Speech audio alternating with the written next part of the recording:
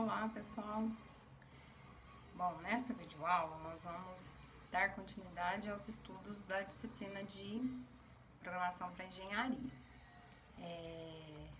Nós vamos retomar então do ponto de onde nós paramos os estudos com uma introdução à programação. Na verdade, a proposta dessa videoaula é relembrar tudo que a gente estudou na última aula e desenvolver com vocês um programa com a mesma estrutura daqueles que nós desenvolvemos na nossa aula do dia 13 de março, para que a gente resolva os exercícios da lista de exercícios 2. Então, eu reformulei a lista de exercícios 2 e disponibilizei no ambiente para que vocês desenvolvam os exercícios e façam a entrega, dos programas ou resolvam os exercícios por meio do ambiente virtual de aprendizagem, ok?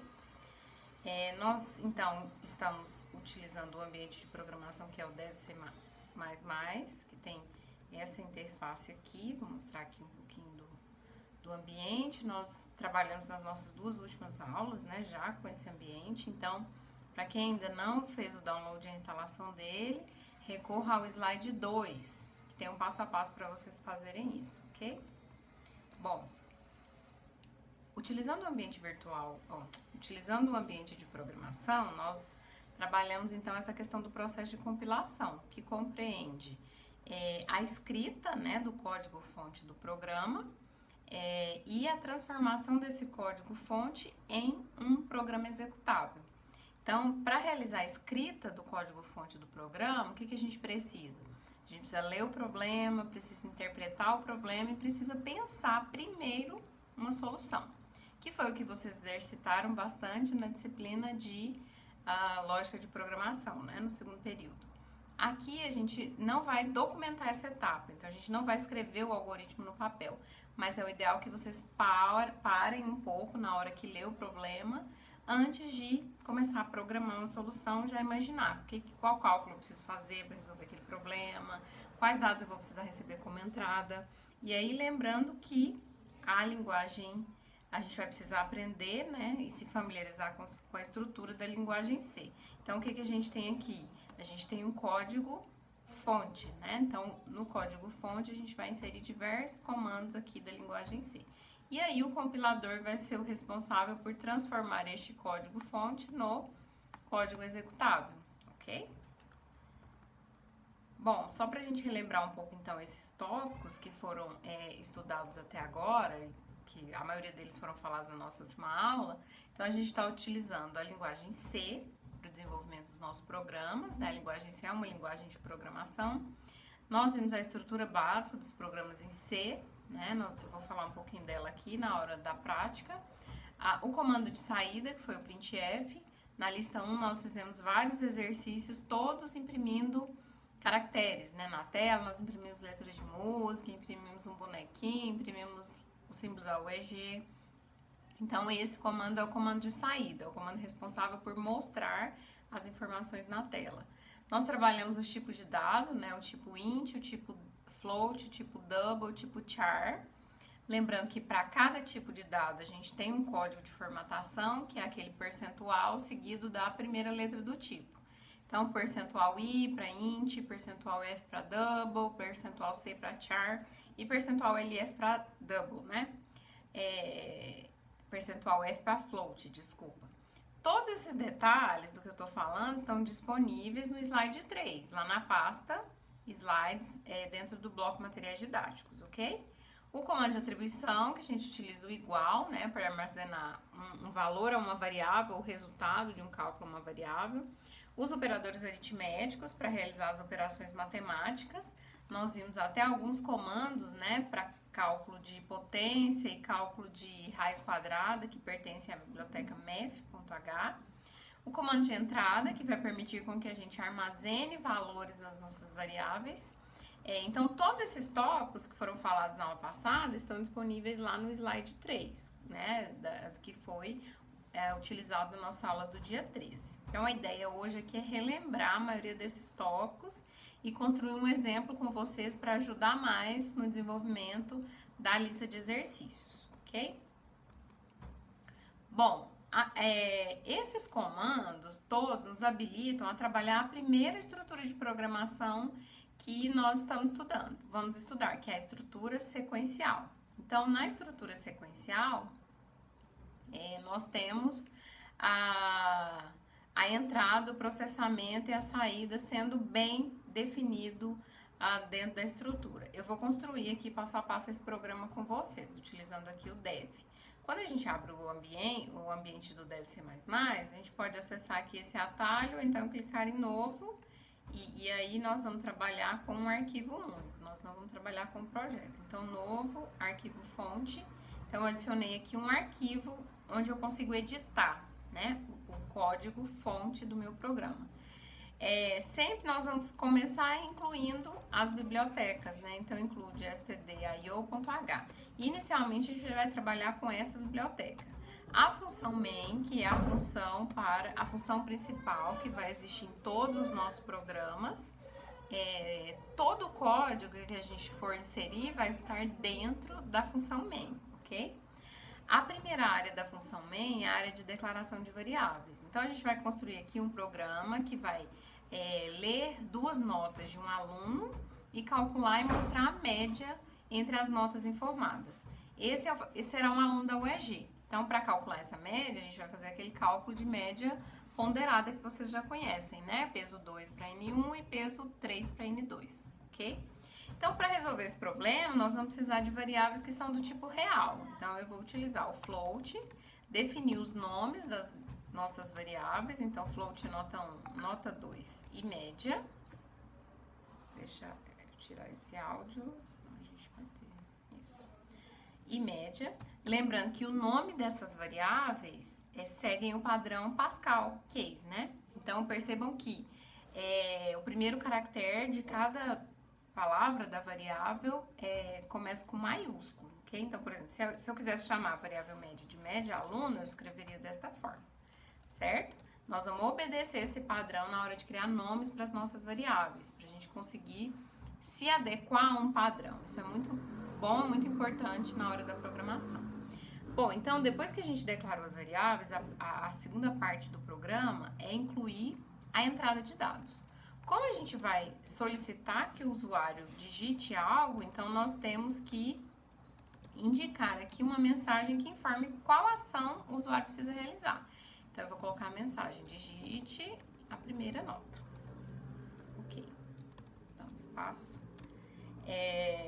Depois da mensagem, então, eu vou colocar o comando de entrada, que é o scanf. Então, porcentagem F, porque eu estou fazendo a leitura da variável nota 1 e essa variável é do tipo float.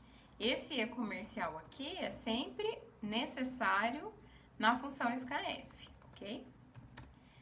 Vamos repetir o processo para a nota 2. Então, printf, digite a segunda nota. Se eu quisesse colocar junto, poderia, sem problemas. Eu poderia colocar, digite as 2 notas. Então, digitei a primeira nota, a segunda nota, vou fazer a leitura.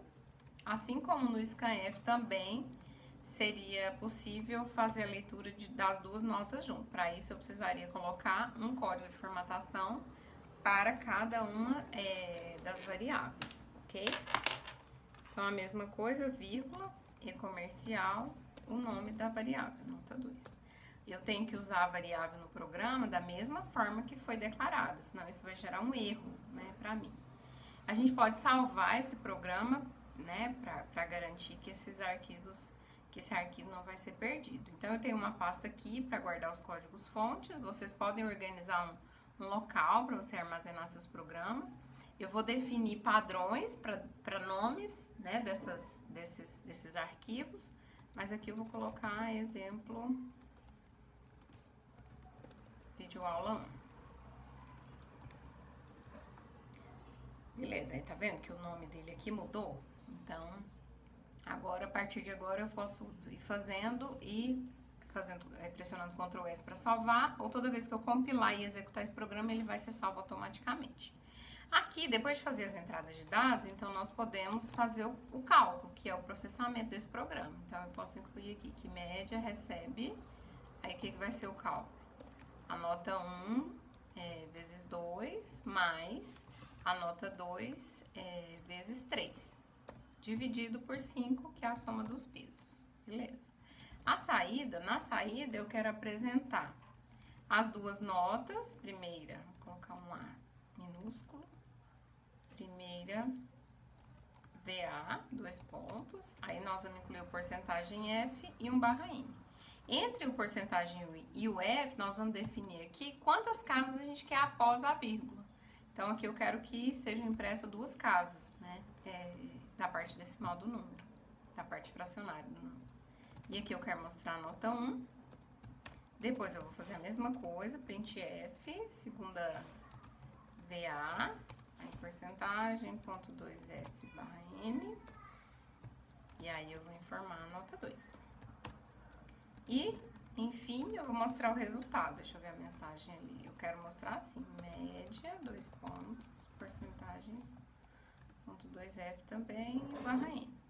Todas essas mensagens que eu coloquei separado poderiam estar no mesmo printf, ok? Depois eu vou colocar exemplos para vocês de como fazer isso, return.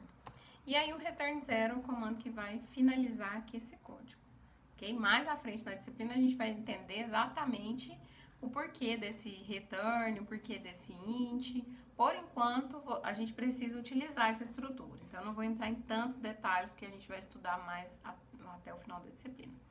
Perceberam que as mensagens que eu coloco aqui entre as aspas não precisa ser exatamente o mesmo nome da variável, né? Aqui eu tenho nota 2 e aqui eu coloquei segunda VA. Isso não tem relação. A variável é o local onde o valor que vai ser recuperado e impresso aqui está armazenado. Então, por exemplo, essa palavra média que eu estou mostrando aqui, ela poderia ser acentuada. Como é que eu vou fazer a acentuação dessa palavra? Quando a gente está desenvolvendo, como a gente aqui, no meu ambiente eu estou desenvolvendo para o Windows, acredito que a maioria de vocês também. Então, eu vou incluir aqui o locale, que é uma biblioteca que vai me permitir utilizar esse comando aqui, que é o setlocale, para a gente definir questões de idioma do prompt da execução desse programa. Então, eu vou incluir aqui o português, que é o idioma padrão, ok? Para quem estiver programando com o celular, não precisa se preocupar com a locale, nem com o setlocale, nem com a acentuação, certo? Bom, depois que eu terminei a inserção do código, nós vamos fazer o processo de compilar esse código, para verificar se existem erros. No meu caso, não houveram erros, mas, por exemplo, vou simular um erro aqui com vocês. A variável nota foi declarada com N maiúsculo e eu utilizei essa variável com N minúsculo. Quando eu for fazer a compilação, olha só, ele identificou esse erro. Por exemplo, se eu esquecer de colocar um ponto e vírgula, eu vou lá fazer executar, compilar, ele vai me detectar o erro também. Então, o seu código, ele só vai passar no processo de compilação se não houver nenhum erro de sintaxe de uso da linguagem, ok? Depois de compilar, eu posso executar esse programa.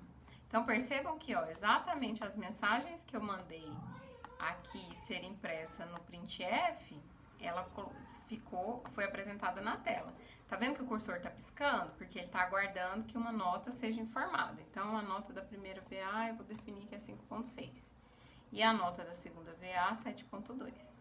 Então, olha só a execução desse código. As mensagens foram mostradas, a média, a nota da primeira VA 5.6, segunda VA 7.2, assim como foi digitado. A média, nesse caso, é 6,56, ok? Essas variáveis, elas estão, a gente está fazendo a leitura, a entrada de dados nas variáveis por meio do scanf, pelo seguinte fato, ó, toda vez que eu executo esse programa, eu posso informar outras notas, 7,2. E a média vai ser sempre calculada de acordo com as notas que foram informadas para cada execução. Percebam que aqui eu coloquei a vírgula, né? E ele apresentou também a vírgula. Isso porque nós estamos utilizando aqui o setlocale. Se eu não estivesse usando o setlocale, na hora das leituras, eu utilizaria o ponto como separador da parte inteira e da parte fracionária do número, certo? Bom, então aqui a gente tem um exemplo aqui completo. Baseado nessa estrutura, a gente vai conseguir resolver vários exercícios. Por quê? Porque nessa estrutura a gente tem exatamente essa questão da entrada de dados, que é realizado por meio do comando scanf, né? O processamento, que é onde a gente vai escrever as nossas expressões aritméticas. Então, geralmente nós vamos utilizar os operadores aritméticos aqui na etapa do processamento. O que é feito no processamento? O processamento, ó, transforma as entradas em saídas. Então, a responsabilidade aqui do processamento é, a partir dos dados de entrada, gerar aqui um cálculo, fazer o cálculo e armazenar em uma variável e mostrar isso como saída no nosso programa, ok? Bom, então, considerando essas explicações e o que a gente aprendeu nas duas últimas aulas, nós vamos agora para a nossa primeira lista de exercícios. Então, essa lista de exercícios, para resolver essa lista de exercícios, nós vamos utilizar o slide 3 e o slide 4. O slide 4 é esse slide que eu utilizei nessa aula. Basicamente, tudo que está aqui no slide 4 tem no slide 3, ok? Então, eu vou orientar que vocês acessem a pasta lista de exercícios, baixem o arquivo da lista 2.pdf, resolvam os exercícios no seu computador, parte deles vocês vão resolver no próprio caderno, e depois você acessa o ambiente para verificar qual é a ferramenta que você vai fazer a entrega desses exercícios, certo? Bom, pessoal, então, conforme eu falei na videoaula anterior, vai ser necessário maior dedicação de vocês, maior contato entre nós, até mesmo porque nós estamos distantes fisicamente, mas a tecnologia nos aproxima. Vou solicitar que vocês postem as dúvidas no fórum de orientações e dúvidas, e no máximo avisa no grupo, tem uma dúvida no fórum. Por quê? Porque a dúvida de um colega pode ser a resposta, né? A minha resposta para um colega pode ajudar outros colegas, então nós vamos trabalhar dessa forma, ok? As videoaulas serão mais rápidas. Sempre que vocês quiserem, professora, faz mais um exemplo, ou mostra mais algo, resolve mais alguns problemas pra gente utilizando o DevC. Aí eu vou gravar. Então, é por isso também a importância da nossa comunicação estar bem afiada. Ok, pessoal? Tchau, tchau. Fiquem bem.